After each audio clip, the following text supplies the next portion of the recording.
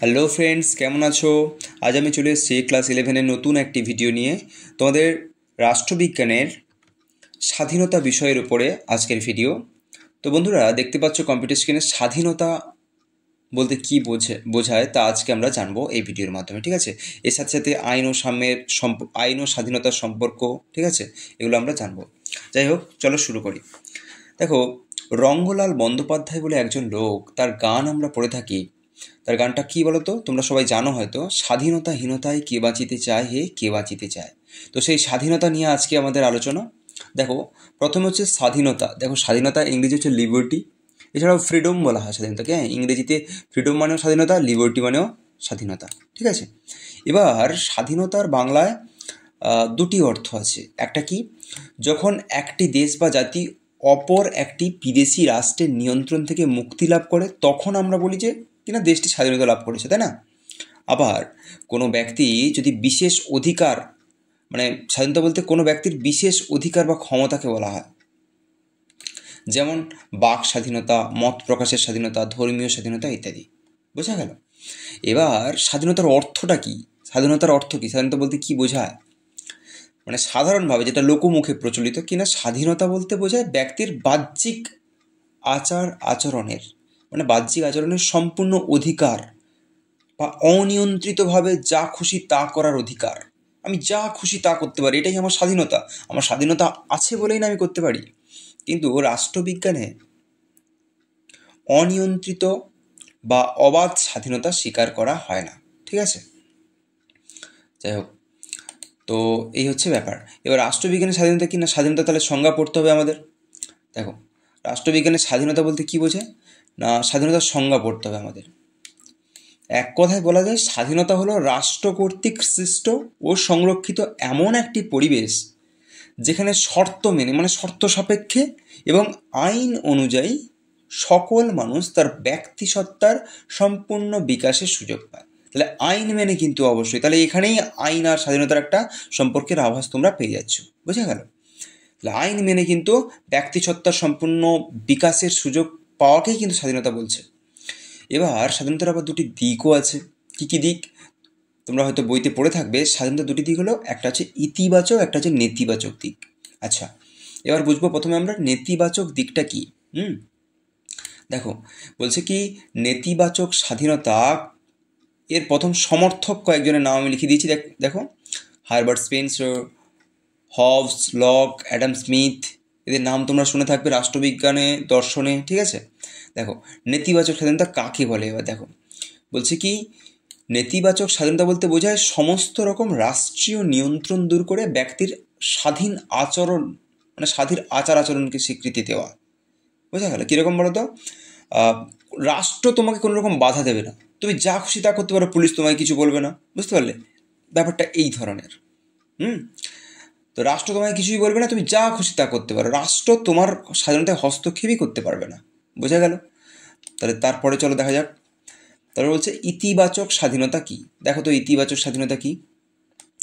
ইতিবাচক স্বাধীনতা হচ্ছে, এর কয়েকজন সমর্থকের নাম প্রথমে পড়ব। Rousseau, Jacques Rousseau, Hegel, Green প্রমুখ। এদের নামও তোমরা পড়বে রাষ্ট্রবিজ্ঞানে, প্রচুর ইম্পর্টেন্ট লোক এরা, ঠিক আছে? রাষ্ট্রবিজ্ঞানী এরা, সরি। ইতিবাচক স্বাধীনতা হলো সেই স্বাধীনতা যেখানে স্বাধীনতা রক্ষায় রাষ্ট্রের ভূমিকা বা রাষ্ট্রীয় নিয়ন্ত্রণের কথা বলা হয়। বলছে, দেখো ভাই, তুমি তো স্বাধীনতা ভোগ করবে, কিন্তু তোমার স্বাধীনতায় অবশ্যই রাষ্ট্র হস্তক্ষেপ করবে। তাদের মতে রাষ্ট্রীয় নিয়ন্ত্রণের মধ্যে থেকেই স্বাধীনতা ভোগ করা সম্ভব। কেন? দেখো, আমি বোঝাচ্ছি তোমাদের কেন। ব্যাপার হচ্ছে, মনে করো তুমিও স্বাধীনতা ভোগ করছো, আর একজনও তার স্বাধীনতা ভোগ করছে। তো তোমরা তো যা খুশি তা করতে পারো, কিন্তু তুমি যদি তোমার স্বাধীনতা ভোগ করতে গিয়ে আরেকজনের স্বাধীনতায় হস্তক্ষেপ করে ফেলো, তাহলে তার শাস্তি কে দেবে বা তার একটা বিহিত কে করবে?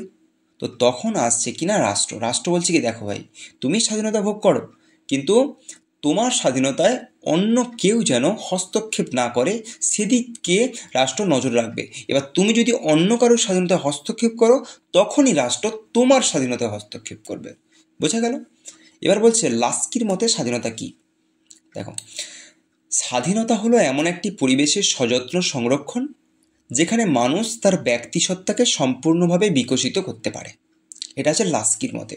এটাও আসতে পারে তোমাদের 2 নম্বরের, বোঝা গেল? তারপরে আমরা দেখব স্বাধীনতা কয় প্রকার ও কী কী। দেখো, স্বাধীনতার প্রকারভেদ আলোচনা করেছে। অনেক প্রকার হয়। দেখো, ব্যক্তিগত স্বাধীনতা। দেখো, ব্যক্তি স্বাধীনতা হলো ব্যক্তিগত সুখের জন্য বাহ্যিক আচার আচরণের উপর সাধারণ সব ধরনের নিয়ন্ত্রণহীনতাকে বোঝায়। তবে স্বাভাবিক অধিকার বা স্বাভাবিক স্বাধীনতা, স্বাভাবিক স্বাধীনতা বলবে, সরি এখানে পয়েন্টটা ভুল হচ্ছে, স্বাভাবিক স্বাধীনতা হবে। ওকে, রাষ্ট্র সৃষ্টির আগে প্রকৃতির রাজ্যে মানুষ যে স্বাভাবিক প্রাকৃতিক অধিকার ভোগ করতো না, সেগুলো হচ্ছে স্বাভাবিক প্রাকৃতিক অধিকার বা স্বাভাবিক স্বাধীনতা বলা হয়। স্বাভাবিকভাবে তুমি ধরো বনে মধু কাটতে যাবে, তো এটা তোমার অধিকার, তো এটা তুমি স্বাধীন, তুমি যেতেই পারো। এবার মৌমাছি যদি কামড়ায় তোমাকে, সেটাই কিন্তু মৌমাছির, ঠিক আছে? দেখো, মৌমাছির কামড়ের দায় কিন্তু মৌমাছির, এরকম ব্যাপারটা। এটা স্বাভাবিক অধিকার, তোমারই অধিকার, তারও অধিকার আছে কামড়ানোর, ঠিক আছে? এটা প্রাকৃতিক। এবার সামাজিক স্বাধীনতা কীরকম দেখো, সমাজ জীবনে মানুষের স্বাধীনতা ভোগ করে, মানুষ যে স্বাধীনতা ভোগ করে তাকে সামাজিক স্বাধীনতা বলে। তবে সামাজিক স্বাধীনতাগুলি অনেকটা অস্পষ্ট ও অনির্দিষ্ট, স্পষ্ট করে কিছু বলা নেই, ঠিক আছে? তার বলছে আইনসঙ্গত স্বাধীনতা কী। দেখো, রাষ্ট্রবিজ্ঞানে আইনসঙ্গত স্বাধীনতাকে প্রকৃত স্বাধীনতা বলে মেনে নেওয়া হয়। কারণ কি, এই স্বাধীনতাটাই কিন্তু আমরা এই যেটা পড়ছি না, এটা আসলে আইনসঙ্গত স্বাধীনতা। মানে কি, আইন মেনে তুমি স্বাধীনতাটা ভোগ করলে তোমার, ঠিক আছে? এই স্বাধীনতা রাষ্ট্র কর্তৃক স্বীকৃত ও সংরক্ষিত এবং নিয়ন্ত্রিত। তারপরে দেখো, এবার এই যে আইনসঙ্গত স্বাধীনতা কিন্তু 3 প্রকার, ঠিক আছে? কি কি? ব্যক্তিগত স্বাধীনতা, পৌর স্বাধীনতা, ব্যক্তিগত স্বাধীনতা বা পৌর স্বাধীনতা, আরেকটা হচ্ছে রাজনৈতিক স্বাধীনতা, এবং আরেকটা হচ্ছে অর্থনৈতিক স্বাধীনতা। এবার যদি মার্ক্সবাদ জেনে থাকো, তোমরা যদি মার্ক্সবাদ কেউ জানতে চাও কমেন্ট করো, আমি মার্ক্সবাদ বুঝিয়ে দেবো, ঠিক আছে? মার্ক্সবাদীরা মনে করে কী বলতো, অর্থনৈতিক স্বাধীনতা যদি না থাকে না, তবে কোনো স্বাধীনতাই তোমার থাকছে না, বোঝা গেল? যেরকম লাস্কি, বার্কার প্রমুখ মার্ক্সবাদী দার্শনিকদের মধ্যে কি না, অর্থনৈতিক স্বাধীনতা ছাড়া ব্যক্তিগত ও পৌর স্বাধীনতা এবং রাজনৈতিক স্বাধীনতা পাওয়া যায় না, মানে পাওয়া সম্ভবই নয়। ব্যাপারটা কি, তোমার কাছে পয়সা নেই, হ্যাঁ, তোমাকে সব স্বাধীনতা দেওয়া হলো, বলতে তুমি রাষ্ট্রে যা খুশি তা করতো, এর পয়সা নেই, তুমি কী করবে? বুঝতে পারলে ঘটনাটা এরকম অনেকটা। তারপরে দেখো, স্বাধীনতার রক্ষা কবচগুলি আলোচনা করো। দেখো, স্বাধীনতার রক্ষা কবচ, দেখো স্বাধীনতা তো আমাদের আছে, কিন্তু এই স্বাধীনতাকে রক্ষা করার জন্য কিছু তো সিকিউরিটি বা নিরাপত্তার প্রয়োজন, তাই না? সেই নিরাপত্তাগুলি কী কী? দেখো, আমরা এখান থেকে জানবো নিরাপত্তাগুলি কী কী।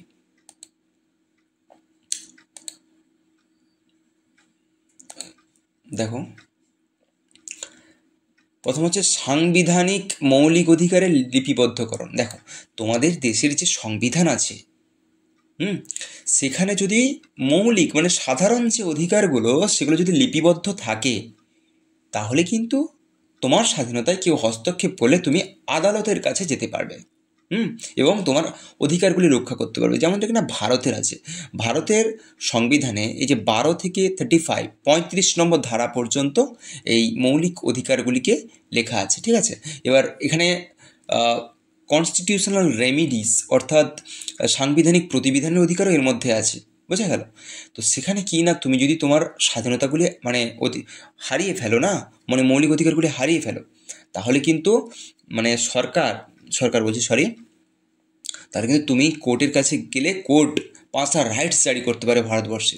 তোমরা পড়বে হ্যাবেস কর্পাস, মান্ডামাস, কোয়ান্টো, সার্টিউরারি, এগুলো পড়বে তোমরা, হ্যাঁ, সেগুলো এখনও আসেনি সময়।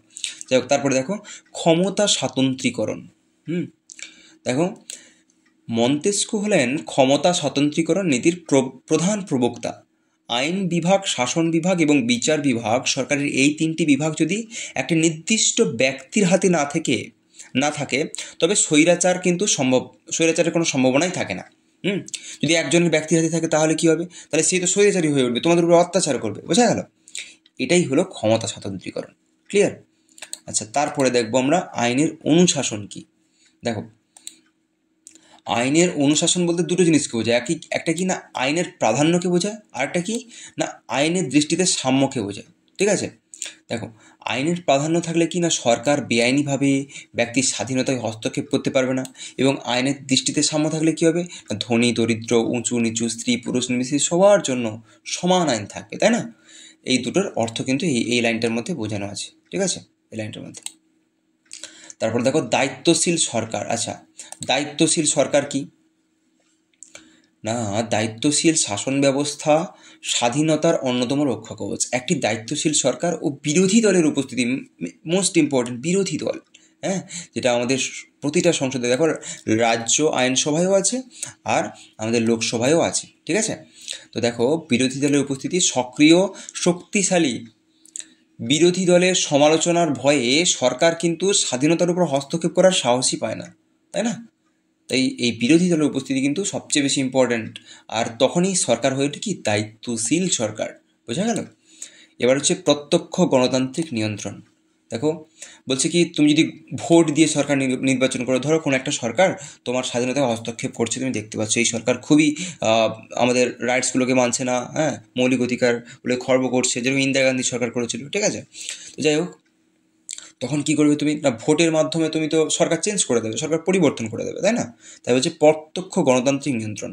তারপরে বলছে কি, ক্ষমতার বিকেন্দ্রীকরণ। ব্যাপারটা কি না, ক্ষমতা যদি একটা মানুষের হাতে কেন্দ্রীভূত থাকে তাহলে কিন্তু সে স্বৈরাচারী হয়ে উঠবে, তাই না? কিন্তু ক্ষমতা যদি বিকেন্দ্রীকৃত করা যায়, মানে কেন্দ্রীকৃত না, উল্টো, যে ছড়িয়ে দেওয়া যায় স্থানীয় যে আঞ্চলিক সরকারের মধ্যে বা স্থানীয় স্বায়ত্ত শাসনমূলক প্রতিষ্ঠানগুলির মধ্যে, যেরকম পঞ্চায়েতি রাজ, জেলা প্রশাসন, হ্যাঁ, পৌরসভা, তারপর হচ্ছে পঞ্চায়েত সমিতি, এগুলোর মধ্যে যদি ছড়িয়ে দেওয়া যায় তাহলে কিন্তু সরকার বা যে কোনো কর্তৃপক্ষ, রাজনৈতিক কর্তৃপক্ষ কিন্তু স্বৈরাচারী হয়ে উঠতে পারবে না, তাই না? এবার আইন ও স্বাধীনতার সম্পর্কটা দেখো, এটা কিন্তু বড় কোশ্চেন তোমাদের আসে, এর আগেরটাও আছে। যাই হোক, দেখো, বেনথাম, জেমস মিল, জন স্টুয়ার্ট মিল প্রমুখ আইন এবং স্বাধীনতাকে পরস্পরের বিরোধী বলে মনে করলেও বার্কার, হ্যারল্ড লাস্কি, হবহাউস, এটা বানানটা ভুল হয়েছে, হবহাউস হবে, এর কাছে আইন ও স্বাধীনতার সম্পর্কে কোনো বিরোধিতা নেই, ঠিক আছে, এদের মতে। তবে বিস্তারিত আলোচনা করলে দেখা যায় যে আইন ও স্বাধীনতা পরস্পরের বিরোধী নয়, ঠিক আছে, এরা পরস্পরের বিরোধী নয়, দুটো পরস্পরের পরিপূরক বরং, ঠিক আছে। দেখো, 1 নম্বরে কি পয়েন্ট দেবে তোমরা, এটা দেবে যে আইন স্বাধীনতার শর্ত। দেখো, অবাধ স্বাধীনতার অর্থ হলো স্বেচ্ছাচারিতা, অর্থাৎ যা খুশি তাই করার ক্ষমতা। আইন সেই স্বেচ্ছাচারিতাকে নিয়ন্ত্রণ করে, তাই রাষ্ট্র আইন তৈরি করে স্বাধীনতা সৃষ্টি করে এবং রক্ষা করে। তারপরে বলছে কি, আইন ও স্বাধীনতা পরস্পরের বিরোধী নয়, পরস্পরের পরিপূরক। কেন না, আইন ও স্বাধীনতার মধ্যে ঘনিষ্ঠ সম্পর্ক বিদ্যমান। হবহাউসের মতে আইন না থাকলে শুধুমাত্র সমাজের শক্তিশালী নির্দিষ্ট অল্প সংখ্যক মানুষ স্বাধীনতা ভোগ করবে, আর অধিকাংশ মানুষ স্বাধীনতার সুযোগ পাবে না। যেই যে প্রথমে বলছিলাম, রঙ্গলাল বন্দ্যোপাধ্যায়, স্বাধীনতাহীনতায় কে বাঁচিতে চাহে, কে বাঁচিতে চায়। তাই স্বাধীনতা নিশ্চিত করতে আইনগত নিয়ন্ত্রণ অবশ্যই প্রয়োজন। বোঝা গেল? তারপরে দেখো, অবাধ স্বাধীনতার অর্থ স্বেচ্ছাচার। অবশ্যই, দেখো, তোমার প্রচুর স্বাধীনতা আছে, তার মানে কি তুমি যা খুশি তাই করবে, স্বেচ্ছাচারিতা করবে, তাই না? তুমি লোকের স্বাধীনতা হস্তক্ষেপ করতে পারো, তার জন্য আইন নির্দিষ্ট স্বাধীনতার প্রয়োজন। তাই এখানে আইন ও স্বাধীনতার একটা সম্পর্ক আছে। আবার দেখো, আইন স্বাধীনতাকে রক্ষা করে না, সম্প্রসারিত করে। প্রকৃতপক্ষে আইন 3 ভাবে ব্যাপকতা রক্ষা করে। প্রথম, আইন সবলের হাত থেকে দুর্বলকে রক্ষা করে। দ্বিতীয়ত, শাসক শ্রেণী স্বেচ্ছাচারিতা থেকে রক্ষা করে। তৃতীয়ত, ব্যক্তির ব্যক্তিত্ব বিকাশের উপযোগী পরিবেশ সৃষ্টিতে সহায়তা করে, তাই না? এগুলো হচ্ছে আইন ও স্বাধীনতার সম্পর্ক। ঠিক আছে বন্ধুরা, আজকের ভিডিওটা এই পর্যন্ত। দেখো, তোমরা যদি পরবর্তীতে আর কোনো ভিডিও চাও বলবে, তবে আমি কিন্তু তোমাদের এই সিরিজের ভিডিওগুলো দিতে থাকবো। বন্ধুরা, আমাদের ভিডিওগুলো যদি ভালো লেগে থাকে তবে লাইক, শেয়ার এবং সাবস্ক্রাইব করে দিও এবং বন্ধুদের মাঝে ছড়িয়ে দিও, ঠিক আছে?